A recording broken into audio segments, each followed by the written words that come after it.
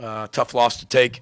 But you got to give Penn State a lot of credit. They're a really good football team. They're a top 4 team in the country for a reason. They got players everywhere. I thought we had a really good game plan. I thought we executed it really well on the offense, defense, and special team sides. In the back of your mind, know it's going to find a way. You know what your team can do with their heart, their spirit, how hard they play. We've been in now 7 one-possession games. That's the new Big Ten, and the ball's not round. Sometimes it goes your way, sometimes it doesn't.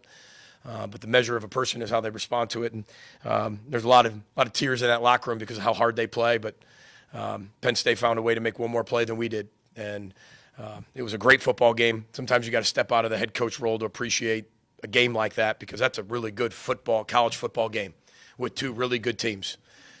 I said we're 3 and 4 in one-possession games, which I told our team we're just as good as anybody we've played or lost to, just as good. Just got to do it. And that's not. I don't think you all have a job to do, but I don't think anybody disagree with how close we've been in a lot of areas. But when you turn the ball over 2 times and Penn State doesn't, I mean, if I would have told you we're going to turn the ball over twice and they're not going to do it at all, I mean, none of you probably would have picked us to begin with. There's a lot of things that you look at after a game. You got to evaluate everything, starting with me. I got to look at every decision I made and evaluate it. But there's no hindsight. I don't believe in that. I don't believe in I coulda, woulda, shoulda.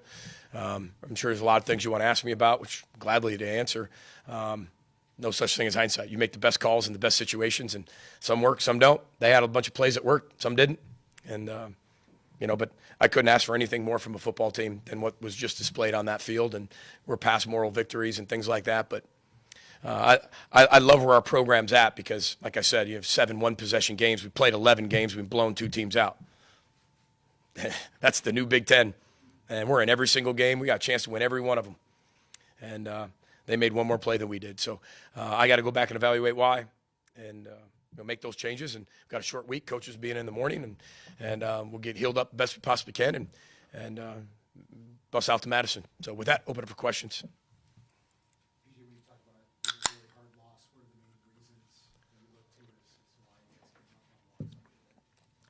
Well, we did so many things that were incredibly awesome. We did great. We did so many things that we needed to be able to do, and we did. And we won the time of possession. We were really good on third down. We were really good on third down defense. Special teams came through with a block field goal, or a block extra point. Came up with a block punt. There's some unbelievable plays made on the offense, defense side of the ball, playing their hearts out. This is one of the best teams in the country. This is one of the top 5 teams I've ever played against as a football coach. But when you go back and look, there's a lot of things, Andy, that you just kind of go back, and I'm sure you'll ask me about some specifics, and look forward to answering those. Chip, would you like to ask me any specifics, Chip? Yeah, the throwback to it. I mean, the reverse pass, it worked, so it's a good call. We're in the perfect defense for it, practice it all week. The only thing that they showed that they didn't show was pop 11 out. And if he doesn't pop out, there's nobody there. And it just didn't come together how it came together in practice. But I love the call. I love where it's at. I love the look that we put it into. And I'd call it all over again based on the look that we had. They just popped 11 out, and I thought Max did a good job of throwing the ball away at that point. But that one play didn't cost us the game. I love that call. The reverse pass, works. Some other things we did work. But some don't. And that's just how it is. We got the ball at the 8-yard line. Tough place to be with their looks and their cover zero stuff and their man coverage and what they can force you into. And we still had 2 plays to be able to still get it in the end zone from there. And then from there, kicking the field goal is the best decision. I mean, that's the smart decision and the best decision. It's both. It's not just smart and safe. It's the best decision. You got 3 timeouts. There's 5 minutes to go. You make it within 1 score. Our defense stops them. So we're going to get the ball back to go in exactly the way we needed it to do.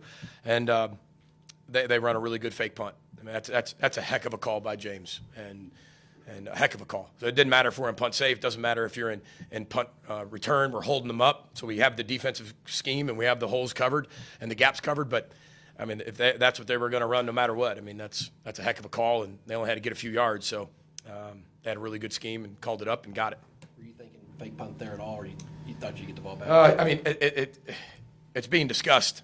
Yeah. But, if you call it and you don't get it, and we got a wall there, I mean, we got the ball in field goal range, and that's one of those calls. Those are why you fake it.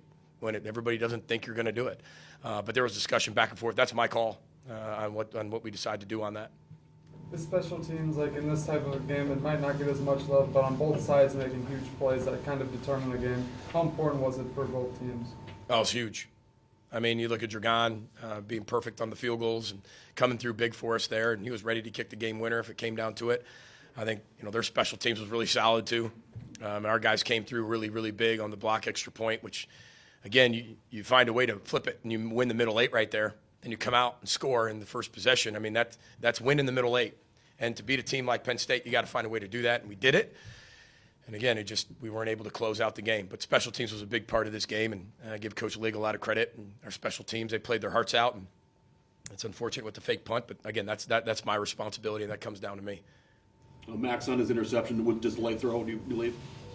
Say that again. Max's interception, just a late throw there. The interception, I think, is just the placement. The one thing Penn State forces you to do, which I think you saw all night, is, that's one of the best front sevens in all of college football. I mean, there's a lot of first-rounders and second-rounders and third-rounders up there, and same with the linebackers. I just felt like we were always a little bit like we had to get rid of the ball just a fraction of a second a little earlier, which they only sacked us one time. I mean, again, you tell me they're going to sack us one time going into that game, I'll take it. I thought our guys did a tremendous job.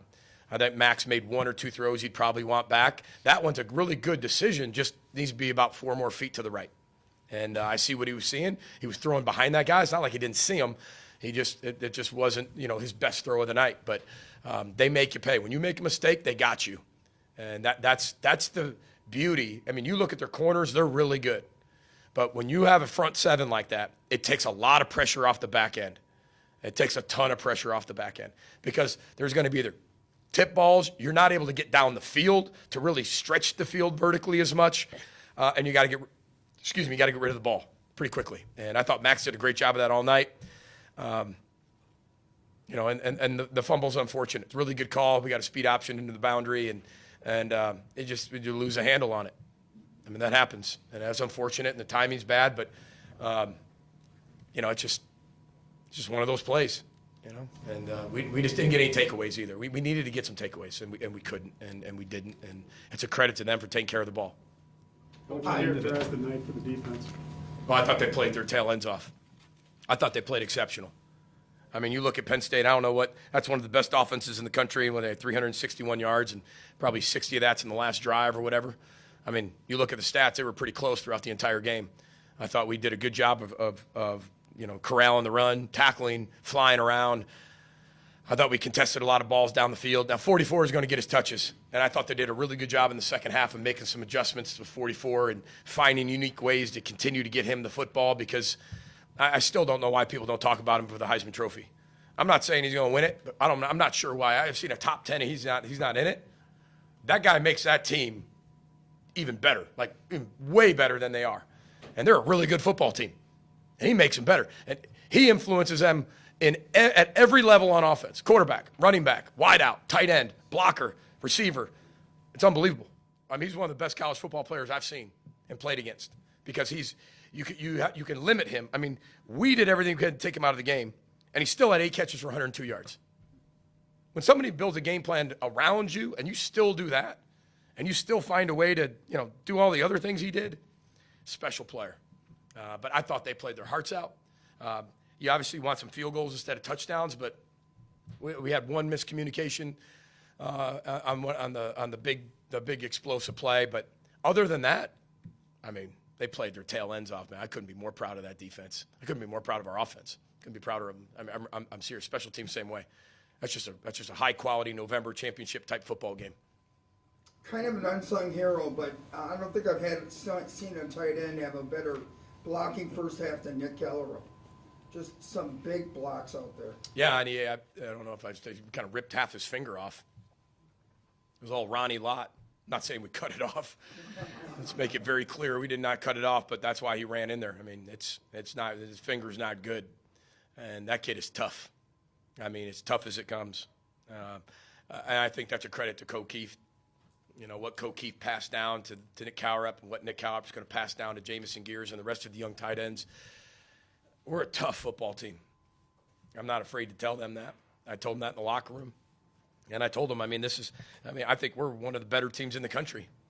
I mean, we're not ranked, but with our schedule, they were 2-2 and top 25 teams, and we've had every opportunity to finish and close out some games, and we didn't, and we've missed it by that much. But for a year to show that it is truly a game of inches, and the margin for error is really, really small. I think this shows it. And Nick Callerup's blocking, Nick Callerup, that type of player. I mean, Nick's going to play in the NFL one day. Because to find a wide tight end like that, as big as he is, and blocks as hard as he does, and doesn't get any credit, and helps us in the pass game in a sneaky way, he's going to play a lot of football. What went into the execution of the trick play TD found the sudden change there? Yeah, it's just a really good call. And we had 2 or 3 that we felt really, really good about based on what they shown. And again, 11 dropping on the tackle one, and Max does a really good job throwing that away. But we felt really good about the trick play we called and executed it perfectly, and the timing was there, and Max did a good job. Protection was really good, and Jameson Gears ran the right route and ran it really well, and good spacing on it, good timing, and that's what you want out of a misdirection type trick play.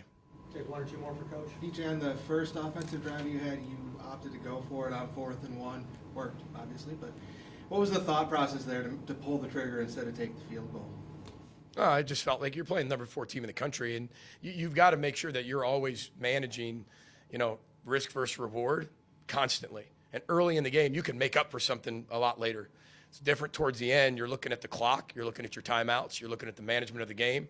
You're looking at wind direction. You're looking at how far your kicker can kick it. You're looking at them to stop. Even if they go down and score, when we kick the field goal, we're still only down 8. We stop them. So everything we did, I felt really, really good about, and it played out the way and the decisions we made for that particular situation. I can't sit there and say that I regret any decision, because you know what you know, and then you go execute it. I felt really good about where we were at that situation. I felt good about our push. I felt that we had to be able to show what kind of game it was going to be, and that was a great opportunity to do it. Plenty of time to make up for it if we don't get it, but complete faith in our guys and what they could do. I'd really be happy for Dragon because he had a rough start to the season, and I think he's made 11 straight field goals now. Yeah, that's Dragon. That's response. That's what this team's about. I think, a lot of people, kind of, you miss a few, and then, you're the focal point and pointing fingers and people saying what they do out from the outside and external. And one thing about him is he's always been steadfast. And the great thing about a kicker is a lot of you ask me, I said, just keep kicking. What are you going to do with Dragon? We're going to keep kicking him. And in fact, we're going to kick him more because that's what you do. And he's a special person, special student athlete. He's got a great personality, and his mental toughness, I think he's shown throughout this entire year. And his all intent was to go down and we're going to go kick the game winner, if we don't score a touchdown. But you got to give Penn State a lot of credit. That was back and forth. I mean, that was a heavyweight fight right there. And I'm just proud of our team and how hard they fight. But you come up short, and it's really disappointing. There is no moral victories, and there wasn't one. Oh, that's okay in that locker room. There are a lot of tears. You could fill up an ocean with how many tears are in that locker room because how bad our guys love to win and how bad they fight. But unfortunately, we weren't able to get that done. And again, that starts with me going back and look at every decision you make and how you can make this team better in preparation and also during the game. And I'll definitely do that, as well as our coaches will too. So I appreciate you all being here. Thanks for covering us. Roll the boat, Sky Imago Gophers. Everybody have a great Thanksgiving. Thank you.